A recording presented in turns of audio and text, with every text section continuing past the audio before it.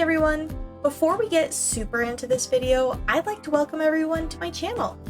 I'm so glad you found my videos and I hope you enjoy your time here. I try to post at least once a week, ideally 2 times a week, but life happens, so sometimes videos just don't come out when I plan on it. But I try my best. My name is Maya and I'm an artist based in Wyoming who works primarily in watercolor, gouache, and oil paint. As of right now, I have an Etsy store where I sell my greeting cards, bookmarks, stickers, and eventually prints of my art. I am continuously working on adding more products to my store, so there is always something new to peruse. And if you're in the Wyoming area, you can also find my products at the 307 Prairie Pantry located in Douglas, Wyoming, as well as the Wild Bison Flea Market and Farm Stand located in Laramie, Wyoming. If you aren't able to or don't want to purchase the products I have for sale, but still want to support me and my art, I also have a Ko-fi for those interested in contributing to that. And a free way to support me would be to like and share my content with your friends and family. Any support is incredibly appreciated. All relevant links are in the description below. Now that we're done with my little announcement spiel, I can get into the video and talk about that now. So to start off with this painting, I put a flat wash of a tan/green color mixture for the background. I kept the washes fairly light and transparent so it was easier to build up the layers of the eucalyptus plant with the watercolors. When I was painting the leaves, I made some oblong, circular, oval shapes to start off with, since that's the shape that the leaves look like. I tried to make them different sizes and I adjusted the shapes slightly to add a bit of excitement to the piece. I also made the leaves smaller at the top and increased the size of them as I worked my way down the stem. You'll notice that the leaves are somewhat translucent at the top and the bottoms of the leaves will have a pool of water and paint. I like to do that because it creates a really cool shadow effect once it dries. It's an easy way to add a bit of dimension with watercolor while also having a cool, watery, flowy, majestic effect.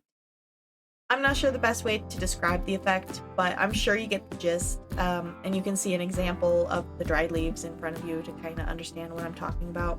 When I'm drawing plants, I typically draw the leaves or flower petals first and then paint the stems. The reason I do this is because of color and leaf placement. With watercolor, you generally start with a lighter base and then build onto that, making the colors darker and more opaque as the layers build. It's difficult to paint the stems and then paint the leaves because the leaves are lighter than the stems. I wouldn't be able to place the leaves where I did if I had painted the stem first. I can't hide the unwanted placement of the stem with watercolor. It's incredibly difficult to lift that much dark color off of the paper. It would also reactivate a bit and cause the green and brown to smudge together and it would look pretty muddy. So because we didn't sketch anything down on the watercolor paper and we're putting the painting together with the leaves being painted first and then the stem, it's incredibly important to have some sort of plan to look at so you don't forget where you're working in your painting. I typically sketch out my ideas prior to painting anything in my sketchbook. It's not all circumstances, like if it's just like a freehand doodle, I won't sketch that out prior. I'll just go with the wind. This is where I'll make multiple tiny thumbnails though in my sketchbook. Then I take the best of all those thumbnail sketches and I try to make a final sketch. When it's basic paintings like this, I don't need to refine my sketches at all. I just need to make sure I have my references on my computer screen and my final messy thumbnail sketch near me. I was unable to locate a eucalyptus plant near me, and I don't necessarily trust myself to raise and care for one. So I just had to look images of eucalyptus plants up online for this since I have no idea how to draw one from memory. I'm going to make another video about referencing images for art because it's getting absolutely insane trying to find reference images. There's so much AI content out there, especially on Pinterest, which used to be a huge for me to find pose references, and it shows very inaccurate images.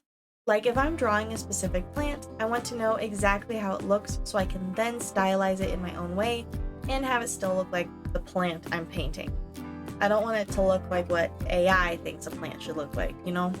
Makes me worried and sad for future artists because it'll be more difficult for them to access the same human content that I had access to when I was learning to draw and paint. You'll see that I started adding a darker layer to the leaves. My paint was more on the bluish side for this layer.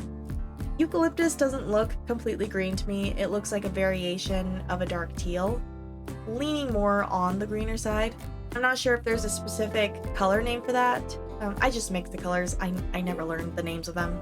My technique for this layer was to make it darker around the stem and then kind of feather out part of it.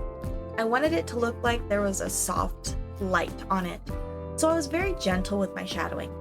In the areas of the leaves where the shadow would be darker, I tried not to feather the paint as much. I wanted a slightly harsh shadow to tell your eye that there is variation of light and depth here.